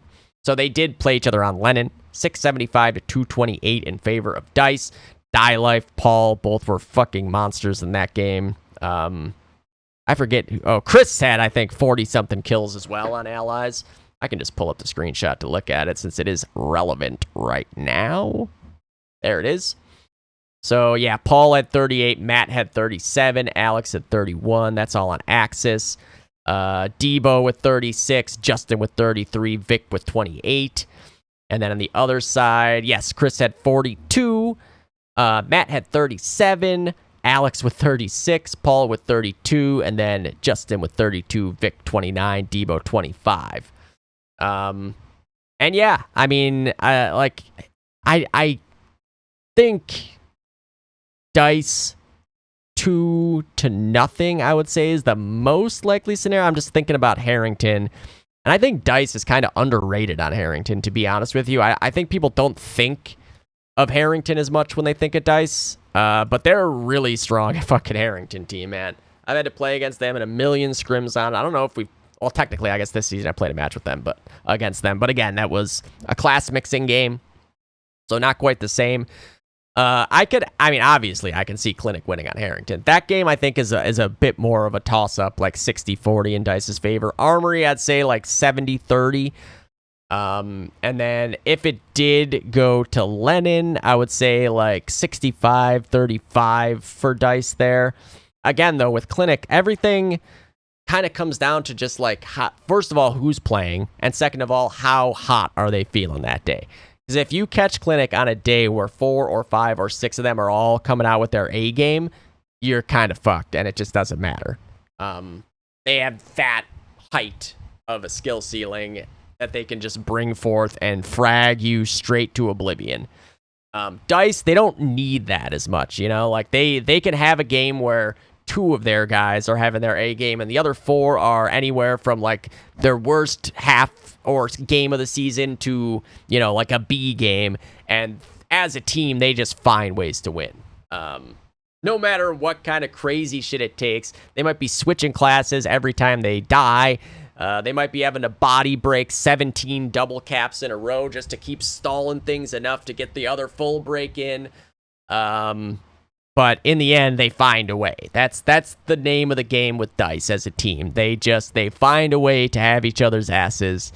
And yeah, like that in a playoff scenario especially makes every matchup all the more tough. And that is the other thing with Dice. They come alive for these big series and big games and just get even more of a power up, it seems like, from them. So, like I said, I go with Dice. I would say, 2-0, I would say I'm like 60%, 65%. And then 2-1, like at worst, I would say like 80%, Like, I favor Dice to win the series one way or another. I can absolutely see Clinic win on Harrington's a crazy map, man. There's been a lot of games where you think, I know who's going to win this game, and the other team wins that game. Shit can go very, very sideways on Harrington very quickly, and momentum, again, very real on that map, especially. But yeah, like, I think Dice, they are always prepared come playoff time, and yeah, I don't see it being any different this time around. It's Dice. They're the fucking men. But I suspect this will be, no matter who wins and how many games, it's going to be a fucking back and forth series just full of guys doing crazy shit, hitting nonsense shots and going on crazy movie streaks from both teams. I hope Clinic gets the best 6 guys they can have. I want to see the best version of Clinic out there this week, because I think that just makes this series all the more potentially interesting and full of fireworks. But yeah, we'll see what happens there. I forget what day and time potentially it's going to be. Okay, so that's 8:30 start. Well, that means I am at least going to start with their game, And then we'll see where it goes from there. It's a best of 3, so it makes it all the more complicated, actually. Fuck. It's going to be a long week. It's going to be a long month for playoffs, because obviously I'm going to cast every single fucking game, whether it's live or not. So realistically, like, if we start in that game, that's only map 1, right? Like, we can't even catch a glimpse of how it's going in map 2 yet and go like, well, this series is over, so let's just move over to the other game. So I don't know what's going to happen there. We'll play it by ear at the time and see what everybody's thinking in the chat and everything. Oh, what's this? What is this? Oh my god. So loud in my ears.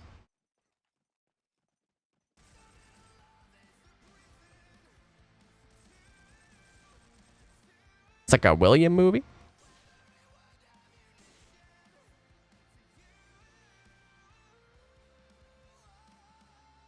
$2026.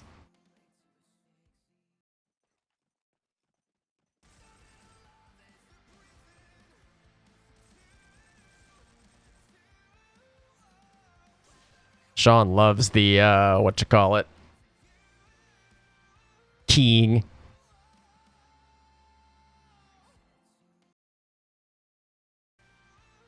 Where was it? Where was that? Yeah. And then you can see it right there too. Yeah. Nice. I did not see this before the Dodcast started. Whoops. That's on me. That's a whoopsie. All right. All right. How long did it end up being? Under 2 hours still. So who says I can't do a quick Dodcast? Lol. Yeah. So, like I said, everyone go take a look at Nick, the PayPal, the GoFundMe. Where'd it go? Now I lost it again. Oh, it's the same channel up here. Further. There we go. I'm going to put it in the description as well. And then, yeah. Good luck. Have fun, everybody, this week. First week of the playoffs in Season 9. Get that A game ready because you're going to need it to continue on forward.